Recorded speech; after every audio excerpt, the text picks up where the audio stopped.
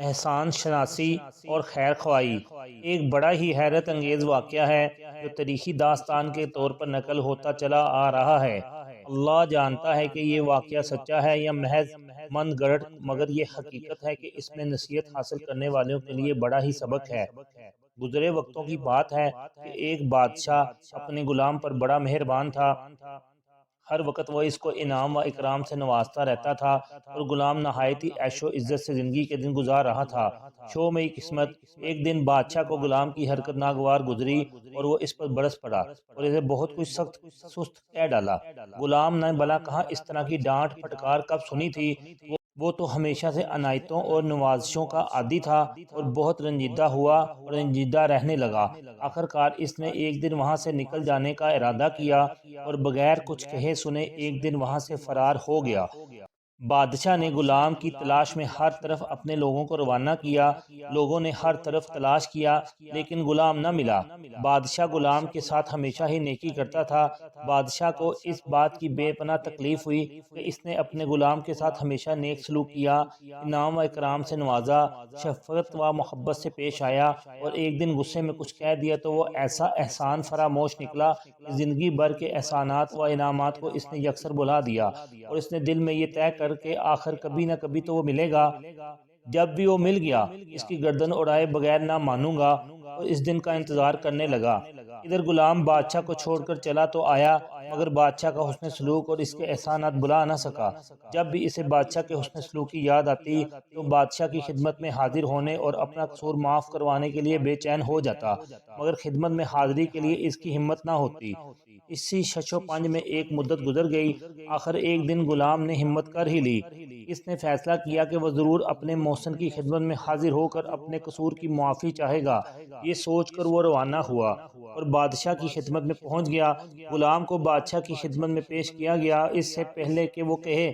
بادشاہ غصے میں گرجا، بلاؤ جلاد کو، اور جلاد کو حکم دیا کہ اڑا دو اس کی گردن۔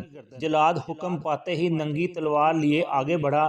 غلام نے نہایت عجز و انکساری سے بادشاہ سے عرض کیا، حضور یہ گردن حاضر ہے، اس پر آپ کے احسانات کا بہت بوجھ ہے، اسے اڑا دیجئے، مگر مجھے چند منٹ کی مہلت دیجئے کہ میں اپنے رب سے دعا کر لوں۔ بادشاہ نے غصے سے کہا، مانگ لے جو تو دعا مانگنا چاہتا ہے، مگر تیری گردن اڑا دینے کا میں فیصلہ کر چکا ہوں۔ دعا کی اجازت ملتے ہی جلاد پیچھے کھوٹا اور غلام نے دونوں ہاتھ دعا کے لیے اٹھائے اور یوں گویا ہوا، اے میرے رب، جس آقا نے آج میری گردن اڑانے کا حکم دیا ہے، زندگی بھر اس نے مجھ پر نوازشیں کی ہیں، اس نے مجھے عزت و اقبال سے نوازا ہے۔ پروردگار، اس آقا کے مجھ پر بے پناہ احسانات ہیں۔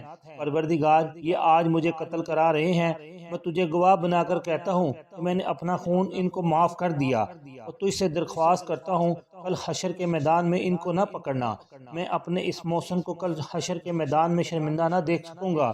پروردگار، میں اپنا خون ان کو معاف کرتا ہوں، تو بھی کل میدان حشر میں ان کو معاف کر دینا۔ اس محسن کے یہاں گزرے ہوئے صبح و شام میری زندگی کی یادگار اور زندگی کے حاصل و صبح و شام ہیں۔ پروردگار، تو اس سے بھی زیادہ عزت و اکرام سے ان کو نوازنا۔ غلام دل کی گہرائیوں سے یہ دعا مانگ رہا تھا اور بادشاہ کے دل کی کیفیت بدل رہی تھی۔ وہ سوچ رہا تھا یہ کس قسم کا غلام ہے۔ وہ حیران تھا کہ میں اس کو قتل کرا رہا ہوں اور اس کو میرے انجام کی فکر ہے۔ یہ میری آخرت اور عاقبت کا کس قدر خیر خواہ ہے۔ یہ وہاں کی پکڑ سے مجھے بچانے کے لیے بے چین ہے۔ اس کا سارا غصہ رفع ہو گیا اور آگے بڑھ کر بادشاہ نے بے قراری کے ساتھ اس کو گلے سے لگا لیا، پہلے سے بھی زیادہ عزت و اکرام سے نوازا، اور غلام کے صبح و شام پھر عیش و آرام اور خوشی و مسرت میں گزرنے لگے۔ بادشاہ کے اس سلوک پر مصاحبین نے حیرت کا اظہار کیا اور ایک دن بادشاہ سے پوچھا کہ حضور، آپ یہاں تو اس غلام کو قتل کرائے دے رہے تھے، یا پھر پہلے سے بھی زیادہ اس پر انعام و اکرام کی بارش ہونے لگی؟ بادشاہ نے مصاحبین کو مخاطب کرتے ہوئے کہا، میں نے اس غلام میں دو ایسی خوبیاں دیکھی ہیں کہ میں الٹا اس کا احسان مند ہو گیا۔ ایک یہ کہ یہ سچا انسان ہے، وقتی طور پر اس سے غلطی ہوئی، لیکن یہ میرے احسانات کو بھولا نہیں، اس نے میری وفاداری کا حق ادا کر دیا، اور دوسری خوبی یہ کہ اس نے میری وہ خیر خواہی کی کہ خیر خواہی تک میری سوچ بھی نہیں کی جا سکتی۔ اس نے اپنے قتل کا حکم سننے اور جلاد کے ہاتھ میں ننگی تلوار دیکھنے کے بعد بھی ذرا میری طرف سے دل میلا نہ کیا، اور اس نے آخرت میں اللہ کی پکڑ سے مجھے بچانے کے لیے اللہ سے درخواست کی۔ اپنی جان دے کر بھی اس نے مجھے شرمندہ اور معتوب دیکھنا گوارا نہ کیا۔